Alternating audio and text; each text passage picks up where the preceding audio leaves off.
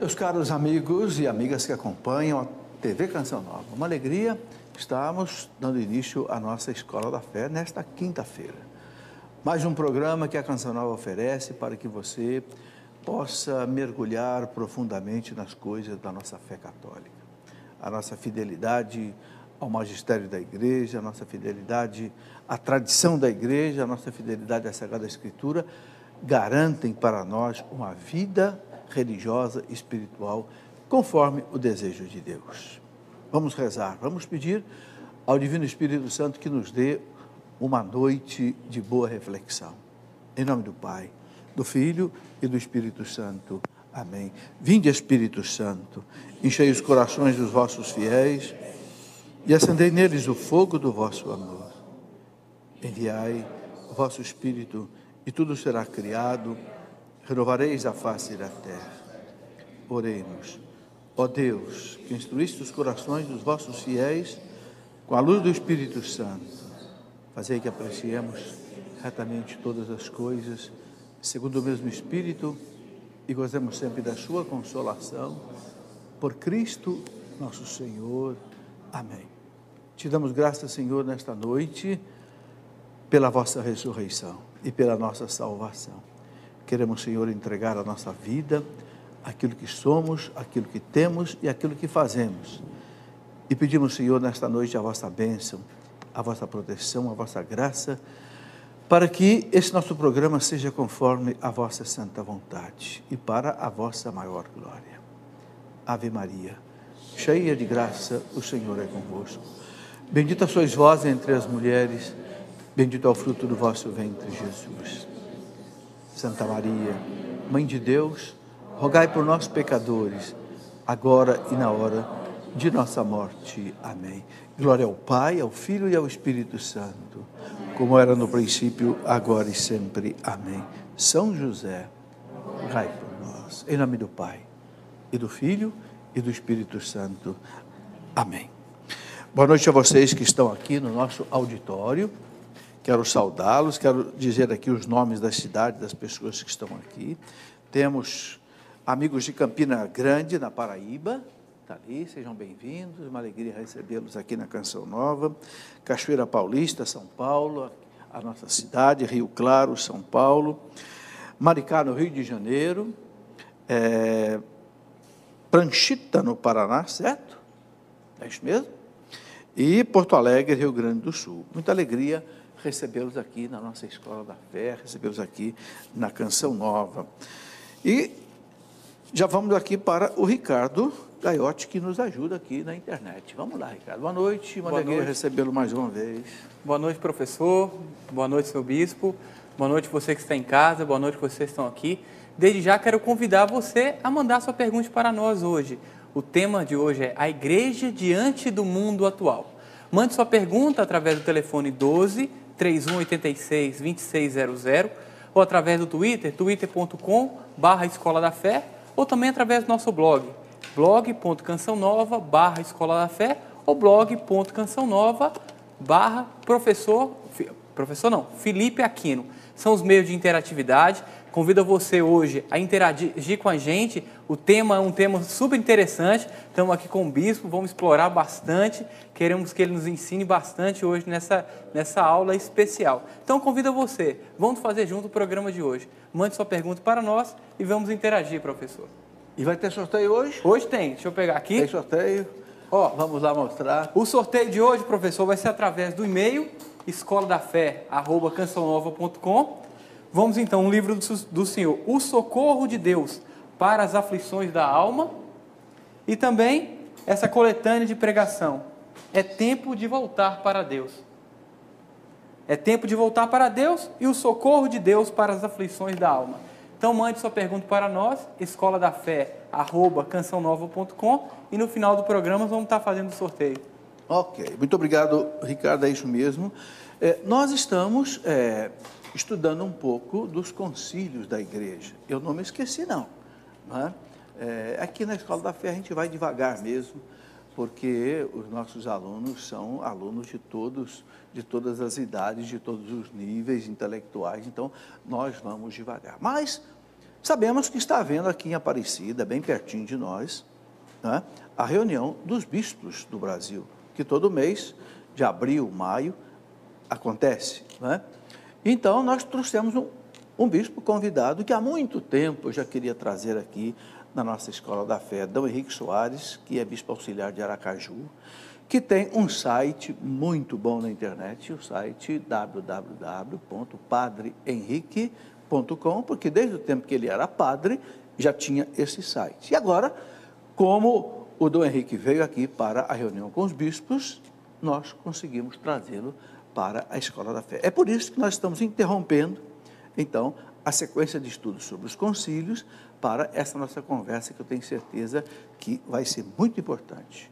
É um dos sites que eu mais gosto de acessar e de ler, é o site As Matérias, do Dom Henrique Soares, bispo de Aracaju. É com quem nós vamos conversar, então, neste programa de hoje. Dom Henrique, muito obrigado pela sua presença.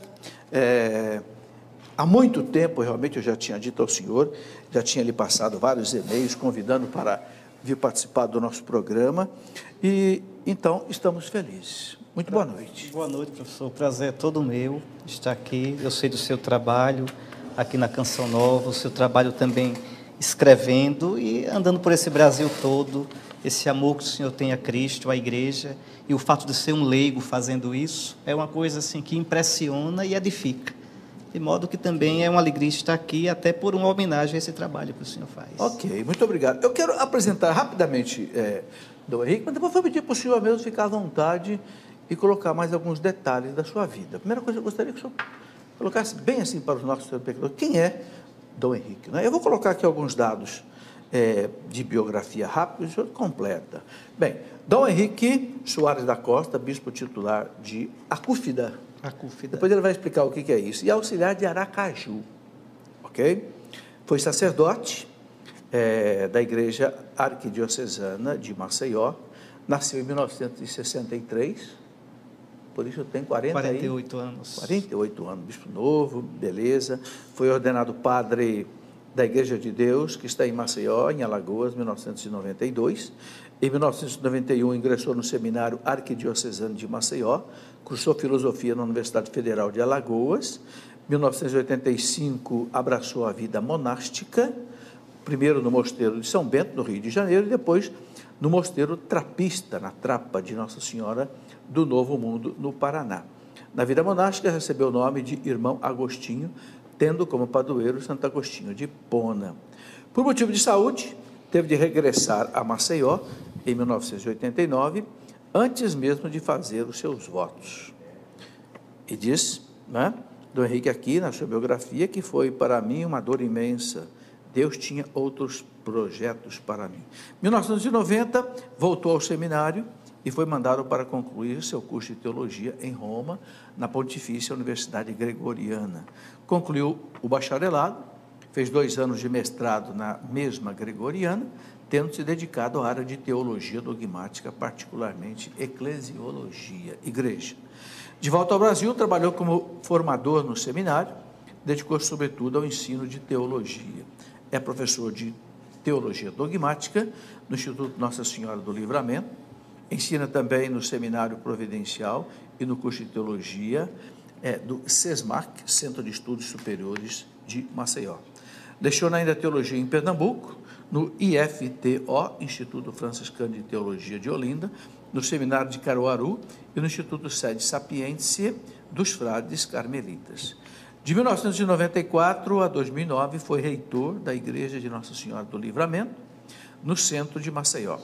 Foi também vigário episcopal para os leigos, membro do Cabido dos Cônegos, da Catedral de Nossa Arquidiocese, participou do Conselho Presbiterial e coordenador da Comissão de Formação Política em Maceió. No dia 1º de abril de 2009, o Santo Padre Bento XVI o nomeou bispo titular de Acúfida e bispo auxiliar da Arquidiocese de Aracaju. Que história é essa de bispo de Acúfida? Onde é que fica Acúfida, Dom Henrique? Acúfida é uma antiga cidade, era cristã, ficava na Mauritânia, do norte da África, né? Ali no norte, acima do deserto do Saara, toda aquela África, África branca, né? A África subsaariana é negra. Sim. Então, aquela África branca era romana, fazia parte do Império Romano, e ali, nos séculos II, III, IV, se estabeleceram comunidades cristãs muito florescentes. Muitas São Cipriano de Cartago, Tertuliano, Santo Agostinho de Hipona e tantos outros. Infelizmente, no século VI, VII, os muçulmanos varreram dali a igreja, não existe. Então, não pode existir bispo de lugar nenhum. A gente, quando é ordenado bispo, isso o Concílio de Nicéia, em 325, determinou.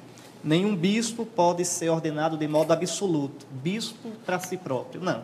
Bispo para uma igreja, quer dizer, para uma diocese. Ora, uma diocese só pode ter um bispo. Uma esposa, um esposo. Uma igreja, um bispo. O anel que a gente usa, lembra isso, que nós somos esposos da nossa igreja particular. O bispo auxiliar, então, não tem uma igreja, na verdade. Eu sou auxiliar do arcebispo de Aracaju. Entendi. Então, aí tem que ter uma outra igreja. Exato. Então, quando o Papa nomeia um bispo auxiliar, ele lhe dá um título. Título de uma igreja antiga, cujos bispos não existem mais, porque aquela igreja acabou-se. Hoje, a Cúfida chama-se Cáfrida. Está na Mauritânia, uma cidade muçulmana. A cidade continua. Continua, Cáfrida. Só que não tem mais diocese é muçulmana, é muçulmana. Católica. Os bispos de Acúfida fugiram. O bispo de Acúfida fugiu com a chegada dos muçulmanos. Então, mas o título fica. Ficou. Então, todo bispo auxiliar é bispo titular. Quer dizer, é um título só, para não ser bispo de lugar nenhum. Eu sou titular de Acúfida e auxiliar de Aracaju. Okay. Quem foi para o senhor o Papa João Paulo II? O que significa essa beatificação? Professor, olha, João Paulo II é difícil a gente falar dele. É tanta coisa, né? Exatamente, né? E depois são coisas, realidades que mexem muito com o coração da gente, o afeto da gente. Mexe, né? Eu, no dia que o Papa morreu, foi num sábado, não é isso? Foi. Sábado antes da 8ª. Foi. Umas 5 da tarde. Eu ia tomar banho para ir celebrar na igreja. Quando eu vi que o Papa estava agonizando, quando eu ia entrar no banheiro, o Papa morreu.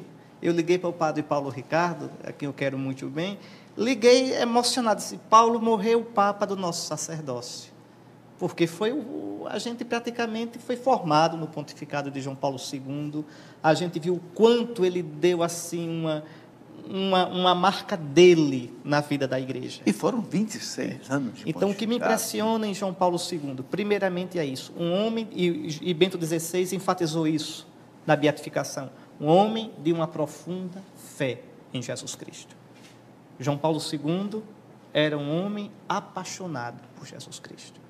A primeira frase da primeira encíclica dele, o Redentor do homem, Jesus Cristo, é o centro do cosmos, da criação toda e da história. Pronto, ali está o programa de João Paulo II. O que esse homem fez, o que esse homem viveu, e não é só o que fez, o que ensinou, o que ele viveu, foi um testemunho vivo de Jesus Cristo. E por isso ele é beato. Não é? Nenhum papa é beato pelo que ensinou, por suas ideias. É beato, mede-se a santidade de uma pessoa pela paixão, pela adesão dela a Jesus Cristo. Isso é ser cristão.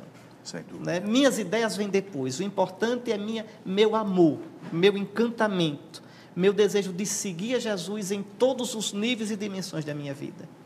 Então, isso é a primeira coisa que impressiona em João Paulo II, como impressiona em Bento XVI. Ainda ontem eu comentava com um bispo, aí o senhor leu que a minha especialização foi em eclesiologia, e foi na eclesiologia de Ratzinger. Eu sou encantado com Ratzinger, a minha tesina de mestrado foi sobre Ratzinger, o princípio de comunhão na eclesiologia de Ratzinger. E o que me encanta em Ratzinger também é esse amor dele a Jesus Cristo. Eu não vou me esquecer nunca, na missa, em que o cardeal Ratzinger abriu o conclave, na homilia, ele tem uma frasezinha, obrigado, Jesus, pela tua amizade. Que coisa linda, escutar um homem de quase 80 anos naquela época, era como se ali ele deixasse transbordar o coração, fosse quase um segredo entre ele e Jesus. Obrigado, Jesus, como que diz, nesses 80 anos, obrigado pela tua amizade. Faz lembrar São Policarpo. Mas, exatamente. Não é? Há tanto tempo que eu sirvo, há 80 anos eu sirvo, ele nunca me fez mal, só fez o bem. E o grande bem que Jesus faz é dar sentido à vida. É verdade. A gente olha João Paulo II, no final da vida, com aquele Parkinson, rosto deformado, e, no entanto, um homem de uma força interior. Aquela Sexta-feira Santa, indescritível, ele acompanhando a Via Sacra, na sua capela privada, abraçado à cruz. Então, esse é João Paulo II. Isso é o que mais me impressiona nisso. Depois, duas coisas. João Paulo II foi um homem que, para mim, entendeu bem qual deve ser a posição da igreja no mundo hoje. E qual é? Para mim, são duas palavras-chave. E Ratzinger, Papa Bento, continua com essa ideia. Primeira palavra, identidade. A igreja, ela não deve ter medo de mostrar o que ela é, qual a identidade dela, com toda clareza. Apesar de toda a aversão que o mundo tem hoje à igreja. Mas aí é que está, né? A gente não tem que se pautar. A nossa pauta é Jesus Cristo. Não é aplauso nem crítica. Como diz a carta aos Hebreus, os olhos fixos no autor e consumador da nossa fé, Jesus. Pronto. Então, só aí eu sou livre. Se eu olho Jesus e não olho de lado, eu sou livre. Totalmente livre. Meu compromisso é com Ele, como o compromisso dele era com o Pai. Então, a primeira palavra é isso, identidade. E João Paulo II, em todo o pontificado dele, procurou fortalecer essa identidade da igreja. A identidade do padre, a identidade da vida religiosa, a identidade do leigo, a identidade do bispo. Não por acaso, os sínodos convocados por João Paulo II trataram do leigo, do padre, do bispo, do religioso. Veja, a identidade. E depois, em relação ao mundo, diálogo. Mas diálogo não é render-se. Diálogo não é negar. Pelo contrário, o diálogo só é verdadeiro se eu souber quem eu sou e tiver coragem de dizer quem eu sou. Então, para mim, João Paulo II, por isso ele é tão respeitado pelos líderes políticos do mundo todo. Com João Paulo II, o papado alcançou uma coisa inesperada. O papado tornou-se não somente o porta-voz dos cristãos, inclusive não católicos, mas o papado tornou-se o porta-voz de todos os crentes. No sepultamento de João Paulo II estava lá o Dalai Lama, estavam lá rabinos, líderes muçulmanos, líderes animistas. Por quê? Porque João Paulo II foi um paladino, colocou-se em diálogo com todas essas religiões, não para dizer que é tudo igual, porque não é, a única religião verdadeira é o cristianismo, não são todas iguais, mas o fato é melhor crer do que ser ateu, é melhor ser aberto à transcendência do que ser fechado, pensar que o homem é a medida de todas as coisas, uma religião verdadeira, uma experiência religiosa verdadeira, qualquer que seja ela, se for autêntica, ela é benéfica para a humanidade, ainda que não seja a verdade plena de Cristo, mas é um caminho para essa verdade. Então, João Paulo II, ele foi capaz, de tal modo, de dialogar, que tornou-se respeitado por todas as religiões, tornou-se respeitado pelo mundo político, pelo mundo da cultura, por todo mundo. Agora, por quê, professor? Sim. Porque tinha identidade. Só quando alguém não tem medo de dizer quem é, no que crê, o que pensa e o que quer, é que essa pessoa merece respeito. A primeira pergunta, Dom Henrique, já vamos logo no assunto polêmico de hoje. Estão querendo saber o seguinte, hoje o Supremo, então, aprovou a questão da união homoafetiva. Então, eles querem, primeiro, uma pincelada geral sobre esse assunto, a posição do senhor como um bispo da igreja, e também, Dom Henrique, uma pergunta que o pessoal está fazendo. Quando a lei civil aprova uma lei, um ordenamento que é contra a moral católica, como que nós, católicos, temos que nos posicionar diante do fato? Muito bem. A situação é complexa porque nós vivemos num mundo que já não é mais cristão. A sociedade como toda, ela hoje, muitas vezes não se pauta pelo Evangelho, mas se pauta por tantas ideias estranhas e às vezes contrárias ao Evangelho. No caso do que o Supremo votou hoje, decidiu hoje, é muito triste. Primeiro, eu sinto tristeza como brasileiro, porque o Supremo fez uma coisa que não é competência dele. Hoje, o Supremo Tribunal Federal desmoralizou o Congresso Nacional. É uma vergonha. Não se faz democracia assim. Essa legislação tinha que ser criada pelo Congresso. Qualquer criança aprende que quem faz as leis de um país é o legislativo. Quem executa é o executivo. Estou dizendo como a gente aprende como um menino pequenininho, buchudo. Verdade. E quem julga o cumprimento das leis é o judiciário. Hoje, os senhores ministros do Supremo Estão fazendo lei. acham que foram eleitos pelo povo, e não foram. Ora, o artigo 226 da Constituição brasileira diz claramente que o Estado deve tutelar, promover a família. E diz o que é família. Família é uma união estável entre um homem e uma mulher. Isso é família. E Agora, aberta à vida. Como é que alguns advogados lá que defenderam a união homoafetiva, como é que eles chegaram a dizer que a legislação é omissa? Não, ela não é omissa. Ela pode não satisfazer esses senhores, mas não é omissa. Está bem lá explícito. Qualquer um que saiba a lei, graças a Deus hoje a maioria dos brasileiros sabe, abra a Constituição, tem na internet, abra. Artigo 226, não precisa ser jurista para entender aquilo lá. É tão óbvio que não precisa nem fazer direito. Até eu que não fiz, entendo. Então, se querem tornar legal, reconhecido como família, a união entre pessoas do mesmo sexo, quem quiser tem direito de lutar por isso. Qual é o caminho honesto, qual é o caminho constitucional para lutar por isso? O Congresso Nacional. É o Congresso quem faz a lei. Não compete ao STF fazer a lei. Eu me sinto envergonhado e inibido de dizer isso aqui. De dizer que os ministros, o maior tribunal, a maior corte do nosso país está errada, extrapola as atribuições dela. Então, isso é muito errado, e por motivos ideológicos.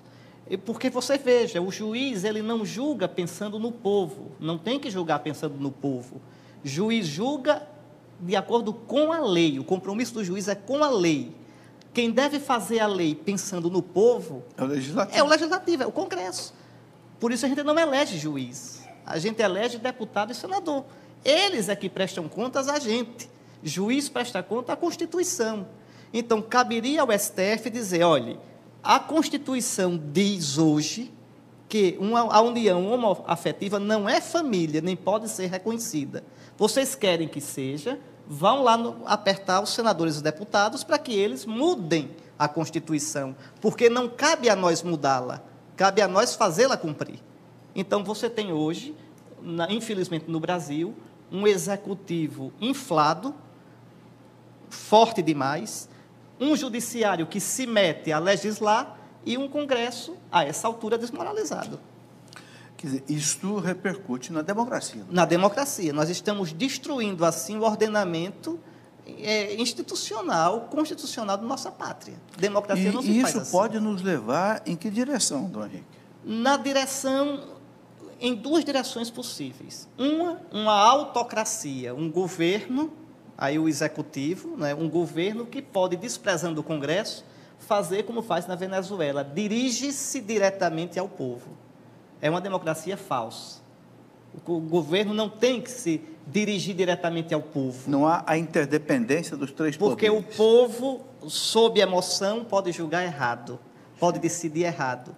É por isso que a gente elege deputados e senadores que devem nos representar, estudar em profundidade as matérias, discuti-las, avaliá-las, auscultar a sociedade e aí decidir. Isso é uma democracia decente. O outro problema é que o STF, quando julga, hoje mesmo, não julgou pensando no povo, que inclusive paga os ministros com os impostos. A maioria do povo que paga os senhores ministros é contra o que eles votaram hoje. É contra, eles são funcionários públicos. Mas veja, o que acontece? Eles julgam de acordo com os preconceitos politicamente corretos dele.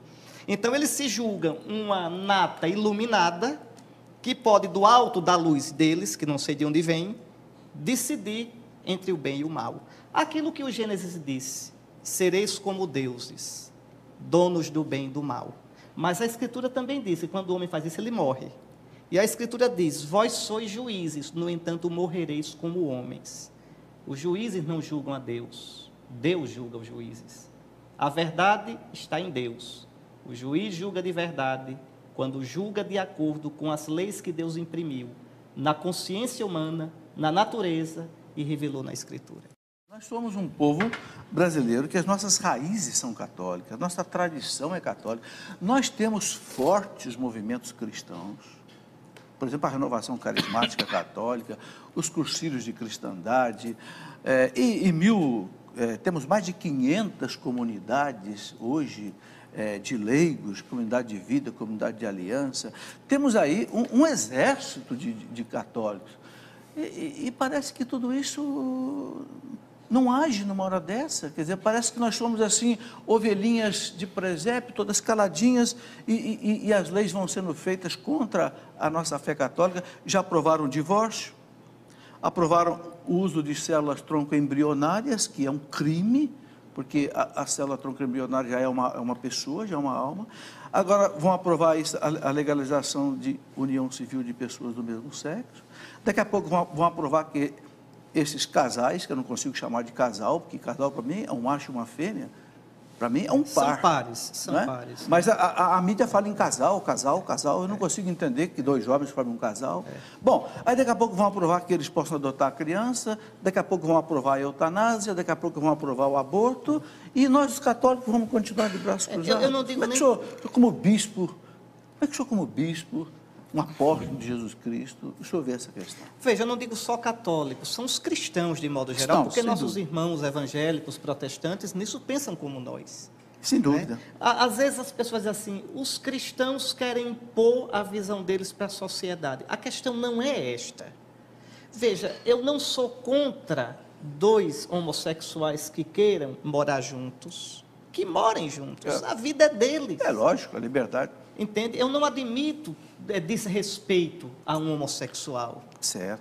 A igreja, nenhuma pessoa reta de consciência, nenhum cristão pode aceitar aquele tipo de coisa que se fez ali na Praça da Sé, de se agredir as pessoas porque são homossexuais, de bater, de espancar. Não. Cada um tem o direito de construir sua vida de acordo com seus valores. Então, a igreja não é contra os homossexuais. A igreja não é contra o direito de dois homossexuais viverem juntos. O problema é outro. A igreja é a favor da família. E se tudo for família, nada mais é família. O problema é que se família não é mais um homem e uma mulher vivendo juntos, de modo estável, abertos para a vida, então agora o que é família? Então o que a igreja quer é salvaguardar o sentido de família, o sentido genuíno de família. Porque a gente sabe que a crise da nossa sociedade, a crise de qualquer sociedade começa na família. Os meios de comunicação aqui têm uma atitude muito interessante. Ajudam a destruir a família numa ponta e depois vão lamentar a violência, o tráfico de drogas na outra ponta. Que é consequência da destruição da família. A gente primeiro arrasa com os alicerces e depois lamenta porque a casa caiu. Então a igreja não é contra ninguém, a igreja quer defender a família que hoje é bombardeada de todos os modos. Essa aqui é a questão. Alguém perguntou aí, como é que um cristão se porta? Ora, a gente tem nisso aí que respeitar o ordenamento jurídico do país. Se o STF decidiu isso, nós como cidadãos brasileiros podemos discordar, dizer que não foi uma decisão honesta, mas devemos obedecer. Agora, um cristão jamais vai fazer uso desse direito. Pronto. E se fizer uso desse direito, saiba que está em pecado. Pronto. Isso não é preconceito. Isso tem outro nome, coerência. Eu saber o que eu sou. Só isso. A gente sabe também, Dom Henrique, que há uma ação muito forte contra a igreja no mundo por causa dessa posição da igreja. Inclusive tem havido assim, até atentados. Né? Eu li na internet hoje que mais de 20 igrejas foram incendiadas na Europa. Uma semana passada em Madrid, uma grande basílica em Madrid, sendo incendiada assim, por represálias contra essa posição da igreja. Aí são minorias, são lobbies. Por exemplo, agora mesmo no Congresso, 2 instituições estavam defendendo a família, mas você tinha pelo menos 8 lobbies muito fortes, não favoráveis aos homossexuais. Então são minorias extremamente organizadas. O arcebispo da Bélgica, arcebispo de Bruxelas, Sim. primaz da Bélgica, já 2 vezes ele está falando. Alguém. E esses senhores tão democráticos metem uma torta no rosto do arcebispo para desmoralizá-lo. Então, todo mundo tem direito de falar, menos a igreja. E quando fala, vão no meio de comunicação dizer assim, é medieval, não é? Está pensando que está indo na Idade Média, quer impor. Não, não quer impor nada. A gente apenas quer dizer a nossa opinião, o que a gente acha, quais são os nossos valores, porque a grande maioria do povo brasileiro é cristã. Cristã católica e cristã de tradição evangélica, que nessas questões morais coincidem. Pensam iguais. Então, quem tinha que decidir isso eram os representantes do povo. E os representantes do povo são os congressistas, não os ministros do STF. Ok, eu quero voltar um pouco para os papas. O senhor conversou um pouco sobre João Paulo II. Eu queria colocar duas perguntas aí para o senhor responder em seguida. Primeiro, no ponto de vista do senhor, o que o Papa João Paulo II fez de mais importante em termos do mundo, não em termos de igreja? Eu estou colocando isso porque quando caiu o Muro de Berlim, em 1989, eu me lembro bem que o presidente da Itália disse que quem derrubou esse muro foi João Paulo II. Quero ver se o senhor concorda com isso e outras coisas que o senhor vê como determinantes na ação dele. E segundo, a figura hoje de Bento XVI.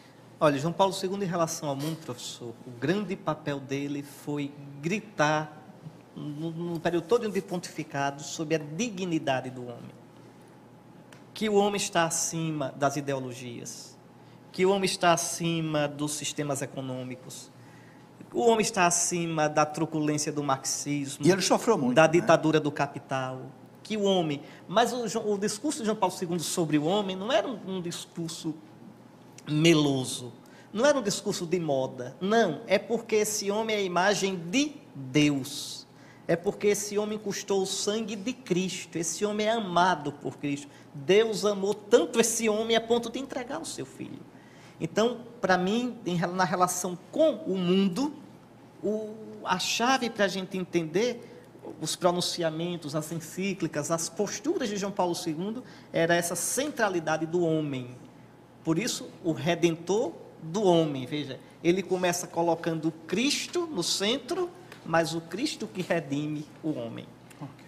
Então, nesse sentido, o Santo Padre Bento XVI vai na mesma linha. A dignidade do homem, a liberdade de consciência, a liberdade religiosa, a defesa da vida. Mas tudo isso por quê? Porque, como dizia Santo Ireneu, a glória de Deus é o homem vivo. É o homem na sua plenitude, o homem respeitado. Então, agora, Bento XVI tem seus acentos particulares, não é? Bento XVI... Qual é a diferença que o senhor vê nos dois? Quando João Paulo II foi eleito, eu me lembro bem, o cardeal da Polônia, cardeal Wyszynski, né, disse para ele o seguinte: Carol, a sua missão vai ser preparar a igreja para o terceiro milênio. Né? E a gente viu que ele preparou de fato. Né? E eu vi quando Bento XVI foi eleito, alguém lá do Vaticano, um vaticanista, disse: a missão de João Paulo II... De Bento XVI? Não, de João Paulo II foi libertar o mundo do comunismo, das garras do comunismo. E a missão de Bento XVI vai ser libertar o mundo do ateísmo, da indiferença religiosa. É isso mesmo? É por aí. É por aí? É por aí, se bem que não acredito que o Papa vai libertar o mundo disso. Claro. Não é? Nós estamos, é preciso entender, desde o século XIV, que o Ocidente vem descendo uma ladeira. Desde o século XIV, na Baixa Idade Média, o homem ocidental, ele vem paulatinamente fechando-se para Deus. Ele que vem querendo fazer sua vida, sua sociedade sem Deus. Sem Deus. Então, isso que nós estamos vivendo agora é um processo antigo, não é de hoje. Continua o que começou lá. A nossa sociedade ocidental hoje é uma sociedade secularizada, ou seja, a fé, os valores religiosos já não são mais a raiz inspiradora das decisões da sociedade, do modo como a sociedade se constrói. E eu digo, viu, professor, essa dinâmica é irreversível. O Brasil vai se tornar cada vez menos cristão, o Ocidente vai se tornar cada vez menos cristão. Isso é para apavorar a gente? Não, não é para apavorar. A gente deve ter apenas consciência do que está acontecendo. A igreja vai ser chamada a ser aquele pequeno rebanho. Leia lá a profecia de Sofonias. Eu reservarei um resto para mim. Um pequeno rebanho, mas que seja fiel. Um pequeno rebanho que tenha orgulho e santa alegria de ser cristão, de viver de verdade sua fé. E aí sim, quando a igreja for isso, ela será uma alternativa para o mundo. Mas não uma alternativa que se impõe, que se julga melhor, porque o cristão não é melhor do que ninguém, nem é pior, ele é diferente. Ele tem que ser diferente. Então a minha grande esperança é essa, é que um dia o mundo, empanturrado de paganismo, o homem cansado de paganismo, como a Europa já está, cansado de buscar a felicidade em si mesmo, nos seus bens que não encontra, possa ver nos cristãos, naquele grupo pequeno, naquele pequeno resto, mas que vive com coerência, com radicalidade, com alegria, a sua fé, o mundo possa ver a luz.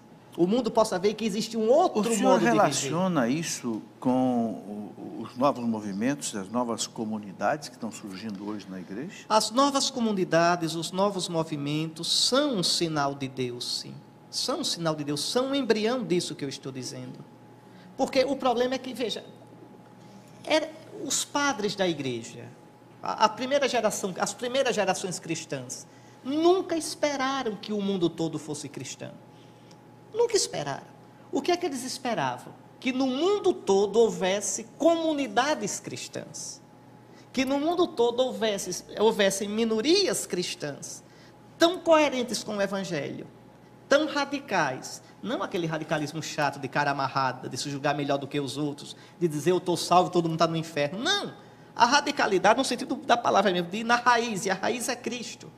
Então, de tal modo que quem quisesse encontrar a luz, pudesse encontrar essa luz nas comunidades cristãs. Essa história do mundo todo se converter, o senhor sabe muito bem disso, isso começa com Constantino. Então, aí vem a conversão em massa, é uma conversão que já não é mais um encontro com Cristo. Depois com Clovis, na França, não é? A França, o primeiro país europeu cristão. Então, esse cristianismo de massa, ele está caindo aos pedaços. E eu vejo, alguns dizem que eu sou pessimista, eu não sou pessimista. Eu quero ter um realismo cheio de esperança. E eu penso que nisso, Bento XVI, ele vai nessa linha também, vai nessa linha. Tanto que Bento XVI qual é o trabalho que Bento XVI está fazendo? Eu estou assim tentando entender. O primeiro... Porque ele escreveu agora esses 3 livros, Jesus de Nazaré. Terminou o segundo, daqui a pouco está um terceiro. Escreveu A Luz do Mundo, assim, depois do pontificado, depois de Papa. Qual é a mensagem que ele está mandando com esses Ele livros? quer fazer a gente voltar a entender a essência do que é ser cristão.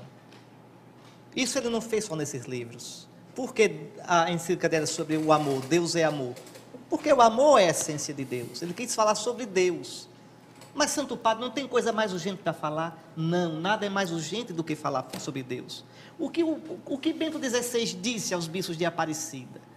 Vamos partir da realidade. A realidade é Deus. Só à luz dessa realidade, a gente pode entender todas as outras realidades. Então, as catequeses de Bento XVI, a encíclica sobre a esperança de Bento XVI, o que ele quer? Ele quer dizer aos cristãos que ser cristão é ser apaixonado por Cristo. Que ser cristão é caminhar nesse mundo sabendo que nós não temos aqui na terra cidade permanente, mas que estamos à procura da que deve vir. O que ele quer dizer é que a igreja é o lugar, é a comunidade, que com a sua fé, com os sacramentos, por isso o cuidado dele com a liturgia, que com os sacramentos, com a fé, com a escuta da palavra, com a oração, aí eu encontro Cristo. Encontrando Cristo, eu encontro os irmãos. Encontrando Cristo e vivendo como irmãos, nós nos tornamos sal da terra e luz do mundo. O senhor falou que o Papa está dando uma ênfase na liturgia, está mesmo. E a gente percebe que nas missas que ele celebra, as pessoas só comungam de joelho e na boca. Agora, na missa de beatificação do Papa, João Paulo II, eu notei isso de novo. Pessoas de joelho, comungando na boca. Será que o Papa está querendo dizer alguma coisa com isso para nós? né? Isso é uma coisa. Porque há uma frase dele, naquela obra dele, Introdução à Liturgia, que me impressionou muito, quando ele fala que o desvirtuamento litúrgico que aconteceu na igreja, de certa forma, é meio como que causa da desordem na igreja. Realmente, Bento XVI tem muito claro isso, que a liturgia é a alma da igreja, do cristianismo. E eu digo até de qualquer religião. Por quê? Na liturgia, não somos nós quem agimos primeiramente, é Deus quem age. É o próprio Cristo, né? Na liturgia, o homem deve tirar, para usar aquela imagem do livro do Êxodo, tira as sandálias dos pés, o lugar em que pisas é santo. A liturgia não é uma coisa que a gente faz, não. A liturgia é o lugar da manifestação de Deus, naquelas palavras, nos ritos, nos gestos, nos símbolos. O próprio Deus se revela em Jesus Cristo. Ali, Jesus está agindo na força do seu Espírito Santo. Ora, qual é o efeito que isso tem na igreja? Na liturgia, a igreja sempre experimenta novamente o amor, a grandeza, a santidade, o senhorio de Deus. É na liturgia que a igreja entende que ela não existe por ela, nem para ela, mas para a glória de Deus. É na liturgia que a igreja entende aquilo que ela é de modo mais profundo, que ela vive sustentada pela graça do Senhor, que ela é uma pobre mendiga, é uma mendiga rica, tem tudo porque recebe tudo de Cristo, mas nada é dela de modo absoluto. É na liturgia que Deus revela quem Ele é e revela quem nós somos e o que o mundo é. E mais ainda, na liturgia, nos sacramentos, Deus nos dá em Cristo a sua vida divina. Quando eu perco isso, por exemplo, a grande crise litúrgica hoje, é que a gente transformou a liturgia numa coisa que nós fazemos. O que é que eu vou fazer para levantar a galera? Nada, porque não é programa de auditório. Você só tem que entrar e celebrar os santos mistérios. E você não tem que fazer nada porque você não tem que aparecer. Quem aparece é Cristo. A liturgia boa é aquela que o padre não aparece. Cristo aparece na palavra do padre, nos gestos do padre. É por isso que na liturgia a gente usa uma roupa própria, para deixar claro que ali nós não estamos agindo em nosso nome, mas em nome de Cristo. Então essa é a grande preocupação do Papa. A grande preocupação. Realmente, nos últimos anos, nos anos do pós-concílio, mas não por culpa do concílio, aqui tem que deixar isso bem claro, né? Houve uma deturpação do sentido do que é a liturgia. Por exemplo... E por que houve essa deturpação? A deturpação porque se tirou Deus do centro e se colocou o homem. É a nossa missa que a gente faz para se sentir bem. Quantas missas por esse Brasilzão de Deus afora, você vê coreografia, um monte de coisa, coreografia no ofertório, coreografia na entrada. Rito é uma coisa, coreografia é outra. Coreografia a gente faz, aquele teatrinho, aqueles gestos, aquelas coisas, para exprimir o que está dentro da gente. Isso não tem lugar na liturgia. Rito são gestos de Deus.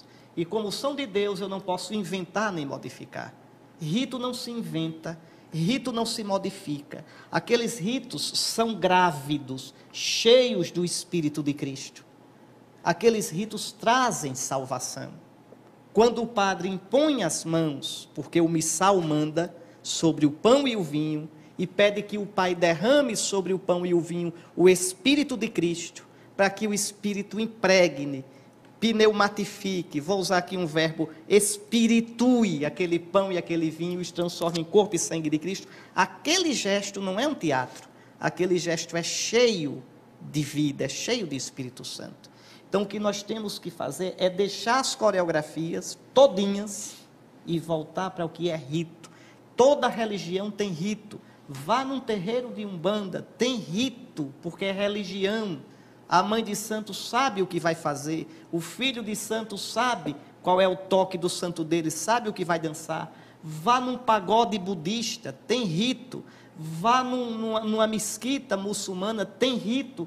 Vá numa casa de família que celebra a ceia pascal anual judaica, tem rito, a hora em que o pai de família lava as mãos, a hora em que o filho mais novo faz as 4 perguntas rituais, a hora em que ele esconde o pão ázimo, a hora em que come a erva amarga. É rito. Rito não se cria, rito não se inventa. Quer dizer que então... Professor, só uma coisa, se eu inventar o rito, ele só liga eu a mim mesmo.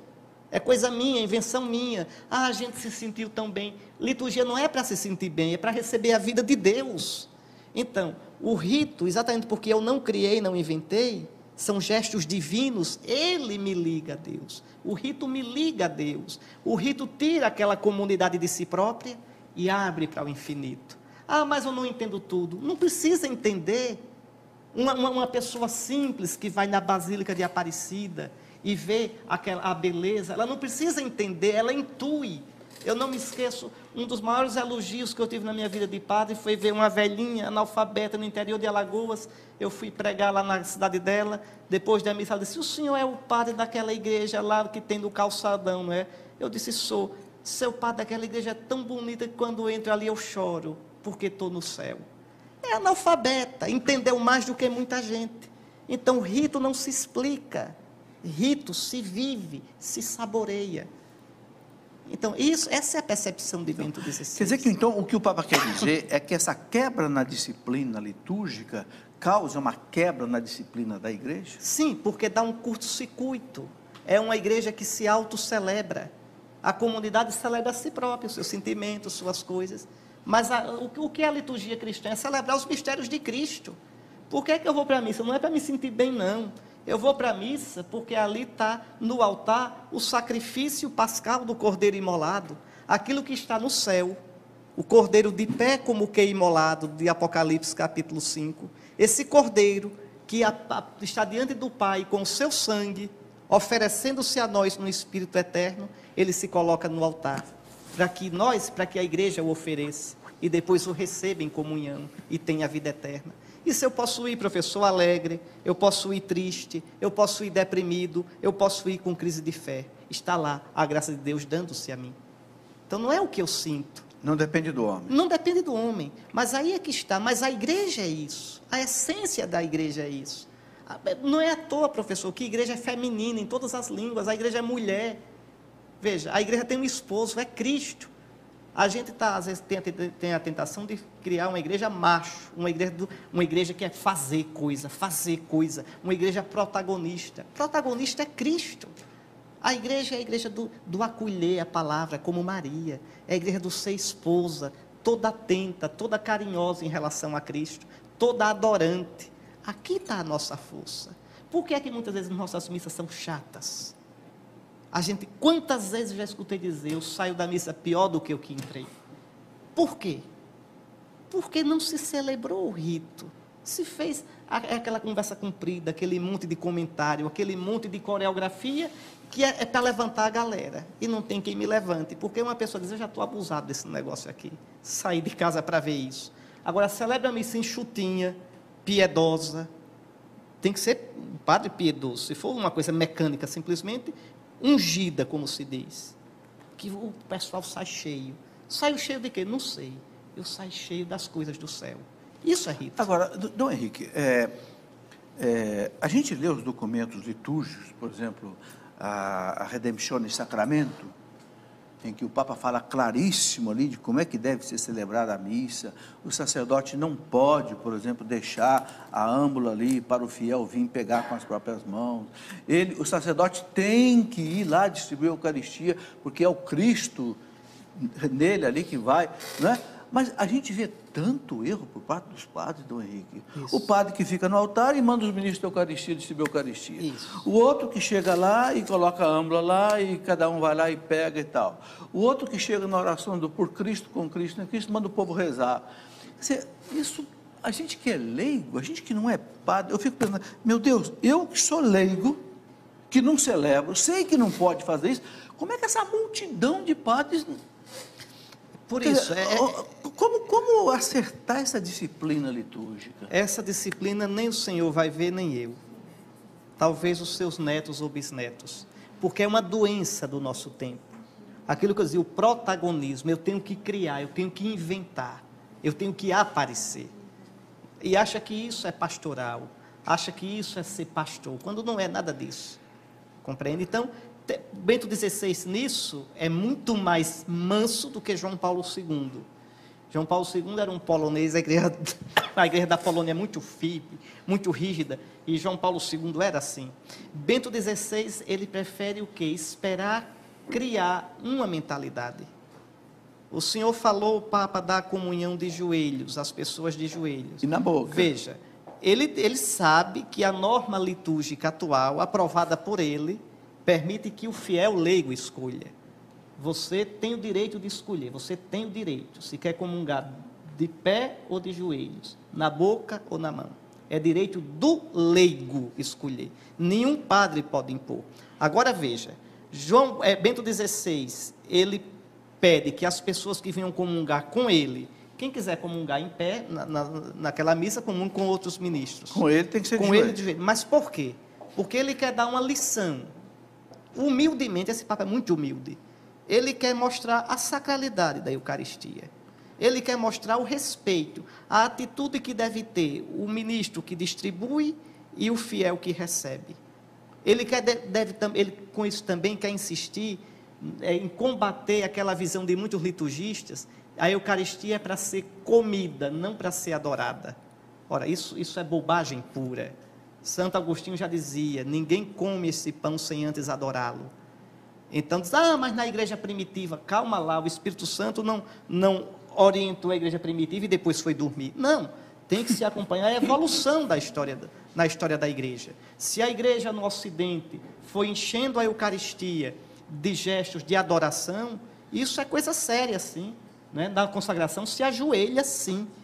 Ninguém deve comungar sem adorar antes o corpo do Senhor, o sangue do Senhor. Então, Bento XVI, ele quer, com sinais, como colocar o crucifixo no centro do altar, para mostrar que o centro é Cristo, não é o padre, para lembrar o padre de que ele, celebrando, deve ter os olhos fixos em Cristo. Tudo isso são modos delicados de o Papa dizer assim, sede meus imitadores, como eu sou de Cristo. Mas então, Dom Henrique, deixa eu tirar aqui uma dedução, uma conclusão. Se o Papa está dando um exemplo, como o senhor disse aí, ele está dando um exemplo, e ele é o Papa, então a gente devia fazer como ele está fazendo. Deveríamos. Não seria o caso, então, de nas igrejas, por exemplo, ter um ministro que fica ao lado, olha, quem quiser comungar de joelho, naquele ministro ali tem um genuflexório, quem quiser comungar de pé, então com o outro aqui. Não seria o caso de ter essa diversidade? Professor, mas não funciona assim, porque existe uma mentalidade hoje, secularizada. Não é? Existe uma mas mentalidade... a gente vê no exemplo do Papa... Sim, mas a mentalidade está no clero. Mas a gente pode pedir para o clero, não pode? Os leigos não podem pedir. Porque pode pedir, sim. Um padre mais sensível, um padre mais maduro, um padre que respeite de fato os leigos, não somente na conversa, mas na verdade, porque às vezes os que mais falam nos leigos mais se respeitam. Né? Mas os que respeitem de verdade, respeitarão. Mas há outros que fazem disso uma bandeira ideológica. Então eles dizem, não, tem que comungar em pé e na mão. Tudo bem, mas eu penso que nem todo padre é radical assim. Sabe por que eu estou colocando isso?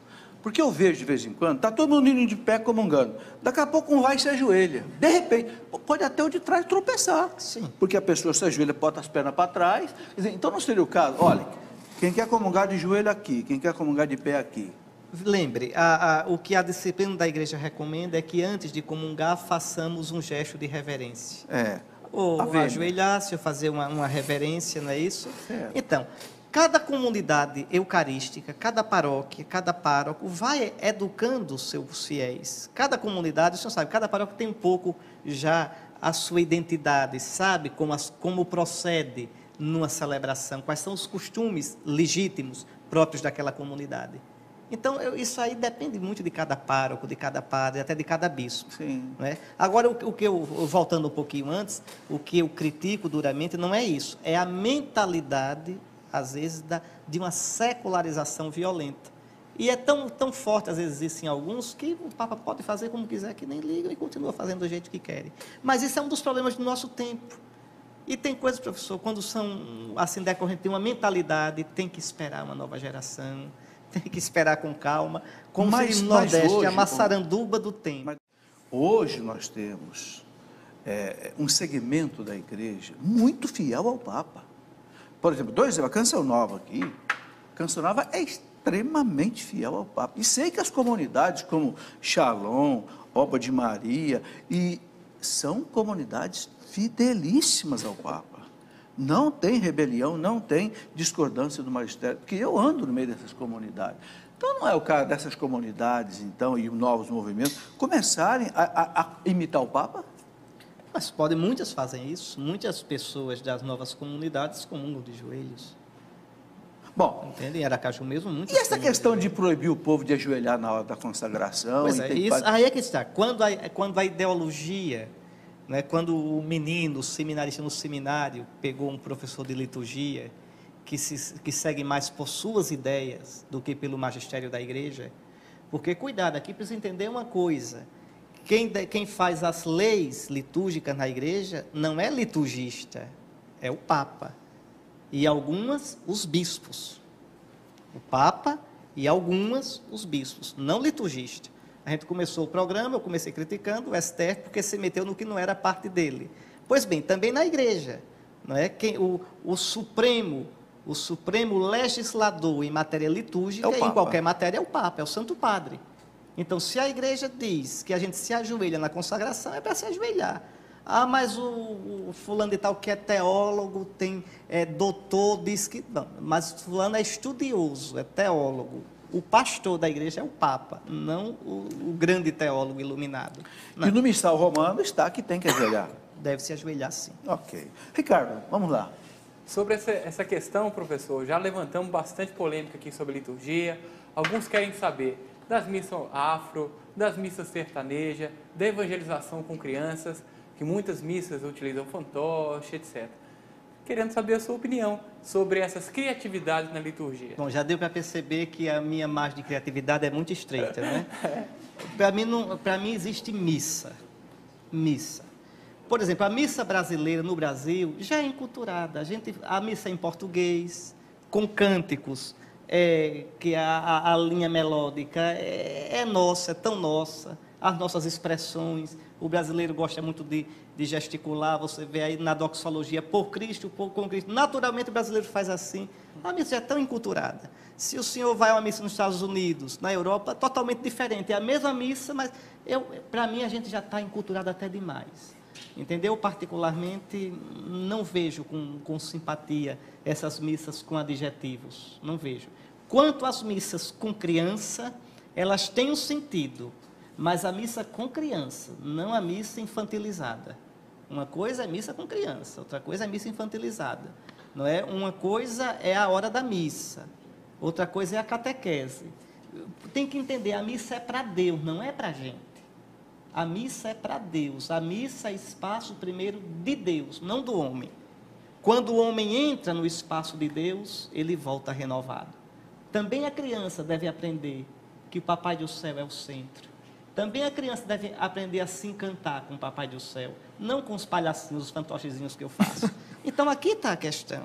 Santa Teresinha, com 7 anos de idade, ficava atrás da cama, da cabeceira da cama dos pais dela. Ficava 1, 2, 3 horas. E ela diz na História de uma Alma, eu ficava ali pensando em Deus. Com 7 anos de idade. Ela, sem saber, estava fazendo oração de alta contemplação. Com 7 anos. Por quê? Porque foi treinada para isso. Como é que o menino que fica vendo durante a semana videogame, internet e depois no domingo fantoche, pode ter essa sensibilidade, essa gostosura para uma vida de oração? Não, chega de cristão de brincadeira, vamos ser cristãos profissionais. Então, a minha postura é essa. Entendo todo o zelo pastoral e preocupação. E isso é bom, é muito importante que tenha essa preocupação. Mas o centro é Deus. Eu aqui tenho muitas interrogações e muitas restrições a isso. Sei que há irmãos bispos que têm uma outra sensibilidade. Essa é a minha. Dom Henrique, uma outra questão que ficou muito atual, eu gostaria de ouvir a palavra do senhor. Né? Essa semana foi morto o Bin Laden. Né? E houve aí uma euforia no mundo, especialmente nos Estados Unidos, e o Vaticano colocou uma palavra. Não se pode alegrar quando morre um homem. Como é que o senhor viu toda essa situação? O Vaticano colocou essa palavra por 2 motivos. Por isso mesmo, porque a gente não deve nunca jubilar-se pela morte ou pela condenação de alguém. Eu chorei de tristeza quando vi aqui em São Paulo, quando da condenação daquele casal Nardoni, as pessoas soltando fogos, as pessoas dançando também nas ruas de São Paulo. Um cristão procura a justiça, nunca a vingança. Uma coisa é a justiça, outra é a vingança. Porque, professor, a sua carne é a minha. Não há nada de mal que alguém possa fazer que eu, em determinada situação, também não possa. Quando uma pessoa cai, é um pouco a humanidade toda que cai. Na queda de um homem, na queda de uma mulher, eu devo dizer, Senhor, perdoa também a mim. É a minha raça, é a minha carne, é o meu sangue. Como Cristo, que não contou vantagem, São Paulo diz isso, de ser santo, mas pelo contrário, o nosso pecado caiu sobre ele. Então essa é a primeira coisa que o Vaticano quis chamar a atenção. Eu entendo aquela festa nos Estados Unidos. Eu entendo, não foi em si pela morte do Bin Laden, foi para exorcizar um fantasma, aquilo que o Bin Laden significava. O terrorismo sem rosto e praticamente onipotente. Eu penso que ali aquela explosão foi mais por isso, não foi nem pela morte em si do Bin Laden. Mas o Vaticano quis e fez muito bem chamar atenção para isso. Todo homem, todo ser humano, mesmo que incorra num crime hediondo, numa queda grande, deve ser respeitado. É a imagem de Deus. A justiça ser feita, sim, mas não no sentido de vingança. Sim. Porque aí eu me rebaixo. É aquela intuição belíssima de João Paulo II. A única força que detém o mal é o amor. Se eu, diante do seu mal, reajo com o mal, o seu mal me contaminou. Então, somos dois agora, contaminados com o mal. A única força que pode debelar o mal é o amor. O danado é que o amor passa pela cruz. Okay. E a segunda coisa foi aí também prudência política. O Vaticano fazendo aquilo, quis deixar claro para os muçulmanos que ele não está, que não está participando daquela operação. Porque é preciso entender, para os muçulmanos, o Ocidente todinho é uma coisa só. São os cristãos. E o chefe dos cristãos é o Papa. Então, pronto, qualquer coisa que haja no Ocidente, os muçulmanos, o muçulmano médio, culpa os cristãos, os cruzados, como eles chamam. Como a gente não sabe distinguir entre xiita, sunita, alauíta, não sabe essas distinções, são os muçulmanos, não é? Assim também eles não têm. Por isso o Vaticano quis deixar claro, para depois as comunidades cristãs não pagarem o preço, que já pagam um preço muito alto no Oriente Médio. Bastante pergunta do Henrique, igual eu estava falando, a liturgia então foi um tema que acendeu bastante o Twitter aqui, pessoal com muitas dúvidas, só que nós queremos explorar o senhor também em outros assuntos. Certo. Um assunto que rende bastante aqui no programa é a questão da liberdade religiosa. Inclusive, o Papa Bento XVI, no dia de hoje, falando para os membros da Academia das Ciências Sociais, falou sobre a liberdade religiosa. Dom Henrique, a pergunta é o seguinte: no Brasil, quais são as perspectivas da liberdade religiosa, sobretudo do exercício da fé católica no país? Muito bem. Essa preocupação do Papa com a liberdade religiosa, ela tem duas frentes. A primeira frente é em relação aos países muçulmanos, porque a gente sabe que os países muçulmanos, muitos deles são teocráticos. Não há liberdade no Irã, religiosa.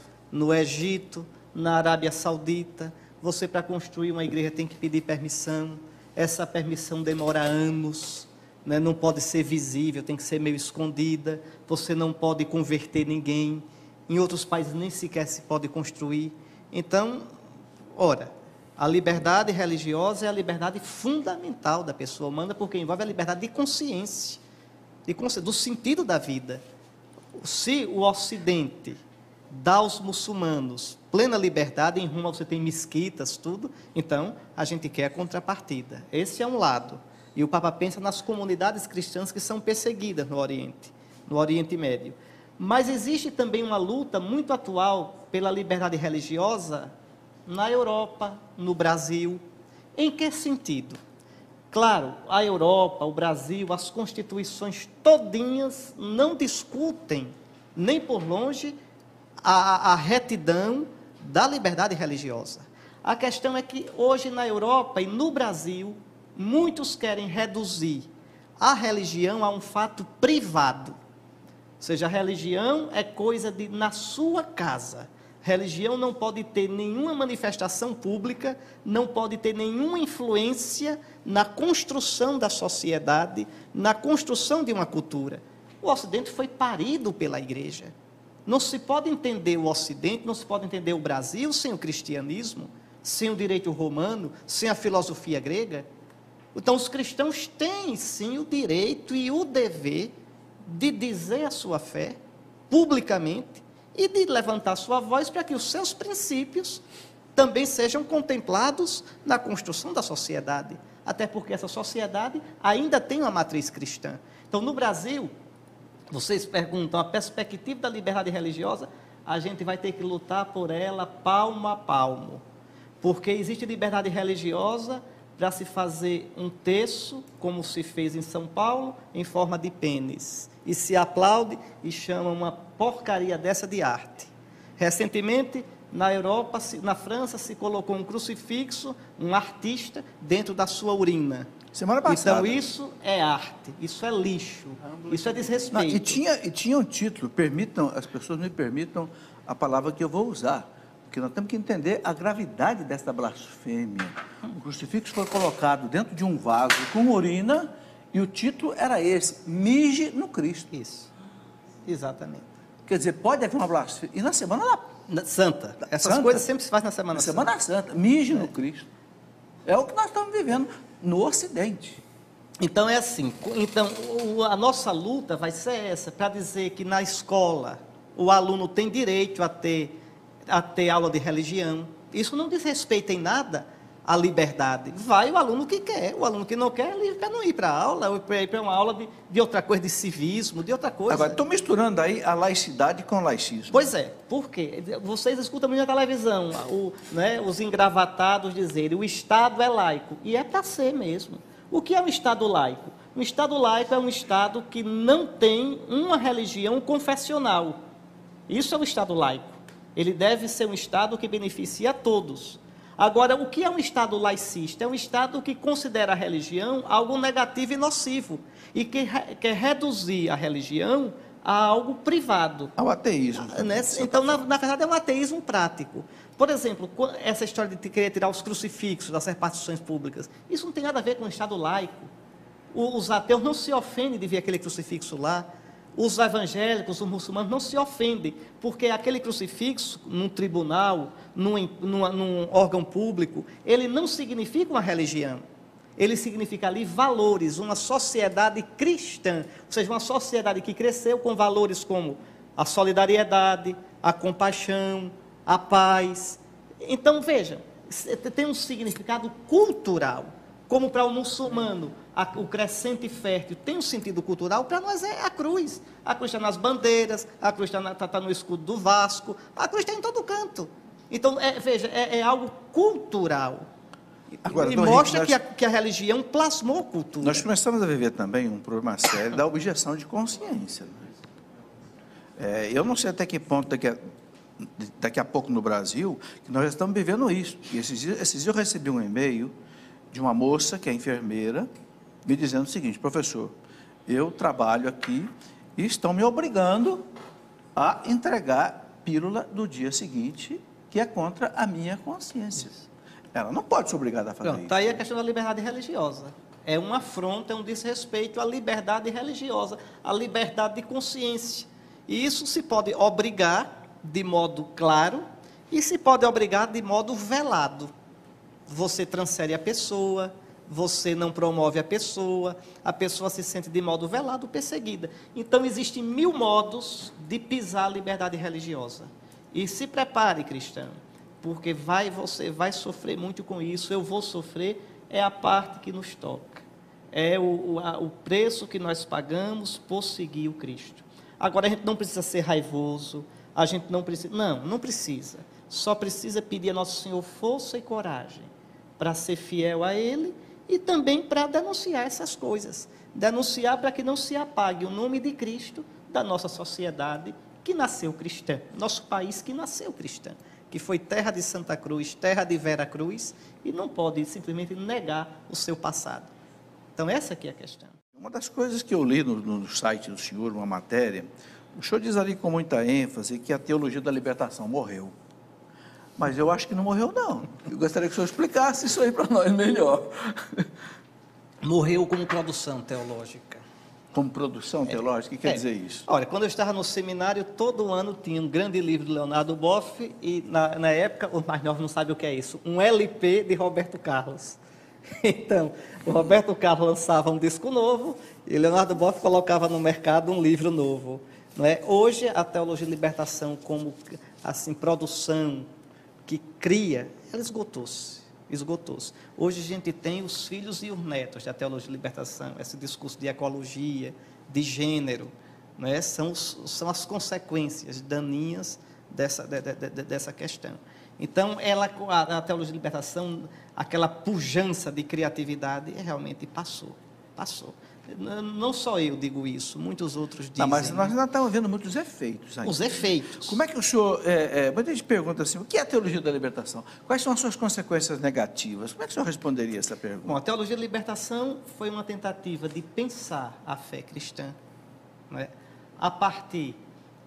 para responder à realidade de pobreza crônica, de dependência que os países do terceiro mundo tinham de modo muito forte nos anos 60, 70 e ainda tem. Então, muitos teólogos preocupados, querendo dar uma resposta cristã para essa situação, infelizmente entraram por um caminho que é errado. Usaram o marxismo como filosofia para iluminar a fé, para iluminar a teologia. Ao invés de Cristo ler todas as coisas, interpretar todas as coisas a partir de Cristo, interpretou-se Cristo a partir dos princípios marxistas. Bento XVI disse isso. Agora, aos bispos do Brasil, não é? A um dos grupos de bispos, nós tivemos visita ao Papa, todos os bispos do Brasil é por grupo, por regional, um regional lá do norte. Ele disse isso claramente, sempre foi a crítica que a igreja fez, a teologia de libertação. A teologia de libertação tinha uma coisa positiva, era o desejo de dar uma resposta a essas questões sociais, uma resposta cristã. Mas errou o caminho. Errou o caminho, errou o método, errou o caminho e as consequências foram ruins. Eu não sou de modo nenhum favorável à teologia de libertação. Eu acho que a doutrina social da igreja responde de modo muito melhor e mais equilibrado aos grandes desafios que a gente tem nessa questão da justiça social, do ordenamento, a construção de uma sociedade, de um sistema econômico mais justo, mais fraterno, mais solidário. Agora, a doutrina social da igreja não permeou ainda a mentalidade do povo. Né? Não, nem do clero, ela ainda é muito desconhecida por nós, é muito desconhecida, e no entanto é de uma riqueza muito grande. Nós precisamos estudar mais, aprofundar mais, levar mais a sério a doutrina social da igreja. Perfeito. Ricardo, vamos lá. É justamente isso que eles querem saber também, porque a crítica do Papa Bento XVI é justamente a respeito da questão do método dedutivo, método indutivo. Gostaria que o senhor explicasse um pouquinho para o nosso telespectador o que quer dizer, então, os efeitos desse questionamento através do método. Eu explico. Nenhuma teologia pode ser feita sem uma filosofia. Você não vai entender, se você não faz filosofia ou teologia, não vai entender isso que eu estou dizendo. Mas é importante ter essa informação. Toda teologia, ela supõe, eu consciente ou não, eu uso... Uma hermenêutica, seria a hermenêutica? É como se... para cultivar a terra eu tenho que ter um instrumento, uma enxada. A enxada com a qual eu faço teologia é a filosofia. Eu tenho que ter um instrumental. Eu vou lhe dar um exemplo. Quando eu digo assim, que na Eucaristia o pão se torna corpo de Cristo, isso se chama transubstanciação. Está no catecismo. Isso está cheio de filosofia. A palavra substância, eu estou usando a ideia de substância que Aristóteles e São Tomás de Aquino usavam. Veja, estou usando aí a ideia de essência, quando eu digo que em Deus há uma só natureza, uma só essência e três pessoas. Estou usando uma linguagem filosófica na teologia. Quando eu digo que o homem é um ser racional, que o homem é uma união substancial de corpo e alma, eu estou usando uma linguagem filosófica, não tem jeito. A questão é, essa filosofia que eu pego, ela é compatível com o cristianismo? Se não for compatível, dá para eu torná-la compatível? Ou ela é radicalmente incompatível? O marxismo é radicalmente incompatível, porque o marxismo é ateu, radicalmente ateu. Ah, mas poderia ser cristão. Não, se for cristão, não é mais marxismo. Deixou de ser. A ideia fundamental do marxismo é a contradição, a realidade todinha é uma luta. E essa luta, que é a realidade todinha, ela permeia as classes sociais. Então, para Marx, a justiça no mundo só pode vir com a destruição do opressor, pelo oprimido. Então, isso aí é incompatível com o cristianismo. Porque o cristianismo, a superação da opressão se dá na conversão, no amor, não na destruição. Então, por exemplo, pegue um livro de um teólogo da libertação. Ele vai falar muito mais do Êxodo do Antigo Testamento do que da Páscoa de Cristo, que é o novo Êxodo. Ora, a Páscoa do Antigo Testamento, aquele Êxodo, era uma figura, uma preparação para a verdadeira Páscoa. É a Páscoa de Cristo que não passa. É a Páscoa de Cristo que nos liberta. O povo de Israel era escravo, como Cristo estava na condição de servo, de humilhação. O povo de Israel entrou no Mar Vermelho, Deus abriu o mar, soprando o vento siroco. Jesus entrou no Mar Vermelho da morte. Veja, Deus sopra o vento do Espírito e abre o mar, e o povo de Israel passa. Deus sopra o vento do Espírito no mar da morte e abre no sábado santo aquele mar, e no domingo da ressurreição Jesus sai do outro lado, como Israel sai livre. Então, mas a Páscoa dos judeus era uma figura, era uma preparação para a Páscoa de Cristo. A teologia da libertação fica só lá no Antigo Testamento, não sai dali. Ora, nós somos cristãos. É o Novo Testamento, é a nova aliança que é definitiva. A antiga é só figura, é só preparação. Então, Henrique, há uma hermenêutica, quer dizer, uma interpretação que é colocada de cabeça para baixo. Sim. Dom Henrique, essa linha toda, esse uso do marxismo para interpretar a teologia, que daí a teologia da libertação, tem algo a ver lá com a mentalidade do Rudolf Bultmann, dessa teologia liberal, que daqui a pouco agora as pessoas começam a dizer que Jesus Cristo não fez milagre, não houve ressurreição, não houve, Jesus não multiplicou os pães, não foi milagre a multiplicação dos pães. Não, aí já é outra doença. É doença também, mas já é outra. É outra? Na verdade, tem que dizer que a teologia de libertação não é tão latino-americana como pretende, porque Marx não é latino-americano, e outros pressupostos... Aqui serviu de laboratório. Né? Isso, mas é um pensamento europeu. É um pensamento europeu. Aqui o que o senhor está colocando são outras coisas, né? É o pensamento imanentista, liberal, europeu. O que é isso? O que é imanentismo? É o seguinte, só é real o que é desse mundo, da imanência, daqui. Qualquer coisa que apele para a transcendência é falsificada. Então, Jesus não multiplicou o pão, não. Ali ele mandou o pessoal repartir, juntar o que tinha, e o milagre foi a partilha. Isso não é verdade, Jesus fez um milagre. Jesus não caminhou sobre as águas, caminhou sim. Não nasceu da Virgem, nasceu. Não ressuscitou corporalmente, ressuscitou. Então, veja, são preconceitos. Mas são heresias terríveis essas, não são? Fruto de uma mentalidade, repito, imanentista. Hoje, graças a Deus, isso começa a ser superado. E uma grande figura que tem ajudado muito nisso, chama-se Bento XVI. Esse livro, Jesus de Nazaré, é exatamente o Papa procurando mostrar como se pode ler a Escritura de um modo saboroso. Como se pode ler a Escritura respeitando, né, o método exegético, respeitando a ciência bíblica, mas sem essas aberrações desse imanentismo. Vocês imaginem, né, diz assim, não, Jesus não ressuscitou corporalmente, de modo nenhum. Eu não preciso, para crer em Jesus, que ele ressuscite corporalmente. Pois eu preciso. Se Jesus não ressuscitou corporalmente, eu não seria cristão. Se um dia encontrarem o corpo de Nossa Senhora, eu deixo de ser cristão. Mas o senhor é bispo, mas não sou besta? Não. Veja bem, a nossa fé diz de modo infalível que Maria está no céu em corpo e alma. O corpo dela não pode ser encontrado na terra. Como Jesus ressuscitou corporalmente. Não, Jesus está vivo no meu coração. Ah, então peraí. Então não é Jesus que me ressuscita. Eu ressuscito o finado. Jesus é o finado e está vivo porque eu o mantenho vivo na minha mente? Mas então eu sou um bobo.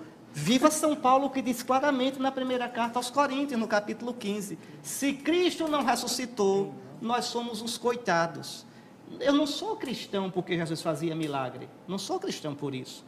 Eu não sou cristão porque Jesus falava bonito, Confúcio também falou bonito, Buda falou bonito, Martin Luther King falou bonito, Gandhi falou bonito. Eu sou cristão porque Jesus é Deus, fez-se homem e venceu a morte. E vencendo a morte, eu vou viver nele. Eu sou cristão, na verdade, por isso, porque eu não quero ficar morto. Eu não aceito ficar morto. Eu quero a vida, e minha vida é Jesus. Fora disso não tem outra. Por isso eu sou cristão. O resto é consequência. É isso aí. É correto, então, quando se refere à teologia da libertação, que ela deixa o dado revelado de lado, bispo? Não, a teologia da libertação não deixa o dado revelado. Ela manipula o dado revelado em favor de uma leitura acentuadamente sociológica e usando o marxismo. É isso aí. Um padre perguntando para o senhor o seguinte: como a igreja pode enfrentar o ceticismo da sociedade de hoje? Como apresentar a fé a uma sociedade tão secular? Se a gente amar Nosso Senhor de verdade, se a gente experimentá-lo, se a gente não for marqueteiro ou propagandista dele, mas quando a gente falar dele, os nossos olhos brilharem, quando a gente falar dele, as pessoas virem que a gente experimentou Jesus, a gente encontrou o caminho certo. A igreja é uma comunidade de testemunhas, não de propagandistas. Um padre, um leigo, um religioso deve ser alguém encantado por Jesus, deve dizer assim: é o que eu vi, é o que eu ouvi, aquilo que São João diz na sua primeira carta, o que nós vimos, o que nós ouvimos, o que nós tocamos do verbo da vida. Aí, padre, é ler a Bíblia todo dia, mas ler de modo saboroso, é dobrar o joelho diante de Nosso Senhor no sacrário, ou diante do crucifixo, ficar olhando e dizer: mas como o Senhor é bonito, como o Senhor é lindo.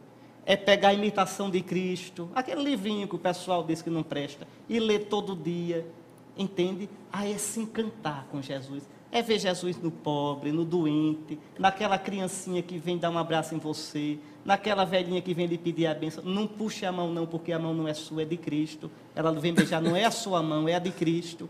Aí sim, a gente está no caminho certo, porque o que o mundo espera da gente é isso, é a nossa identidade. O mundo quer que eu seja um bispo. O jovem não quer que eu, bispo, dê uma de jovem. Eu vou ser ridículo. Eles querem só que eu seja um bispo sério, que os ame, que fale de Jesus para eles, que mostre o caminho de Cristo para eles. Aí eles vão dizer, esse é um bispo de verdade, isso é um padre de verdade, isso é um cristão de verdade. Pode até não me seguir, mas vão me respeitar. Me faz lembrar aquele acontecimento do Curadars, quando o Curadars foi nomeado padre para Ars, né? E aí, não sabia onde é que ficava o lugarejo chamado Ars, aí encontrou um menino e pediu para o menino: menino, me mostra o caminho de Ars, depois eu vou te mostrar o caminho do céu. Dom Henrique, chegamos ao final do nosso programa, infelizmente, né? O Ricardo vai fazer aí o sorteio, tá certo, Ricardo? Vamos lá. Isso, professor, o ganhador de hoje é um casal, né? É a Luciene e o Eduardo Gomes, de São Cristóvão. São Cristóvão. Ricardo, muito obrigado. Muito obrigado. Eu que agradeço, professor, na aula tão riquíssima como hoje. Muito obrigado a sua disponibilidade, senhor bispo, sair do seu descanso agora à noite para estar aqui com a gente. Sabemos que amanhã tem atividade, bastante atividade. É verdade. Muito obrigado por ter nos ensinado tanto, enriquecido tanto a nossa fé nessa noite de hoje. Rezem por nós, viu? Pelos bispos, estão trabalhando muito, é um trabalho árduo. É bonita a comunhão nossa, a gente fica edificado, irmãos que nos edificam mesmo. Ok. Dom Henrique, eu gostaria que o senhor desse a bênção para nós, então. Com todo prazer. Junto com os sacerdotes que nos acompanham, diáconos, quem sabe até mais algum bispo, para todos os nossos telespectadores, as suas famílias, por todo esse nosso Brasil. O Senhor esteja convosco. Ele está no meio de nós. Bendito seja o nome do Senhor, Que fez o céu e a terra. O nosso auxílio está no nome do Senhor. Que fez o céu e a terra. Pela intercessão da toda Santa Virgem Maria Aparecida, abençoe-vos o Deus Todo-Poderoso, Pai, Filho e Espírito Santo. Amém.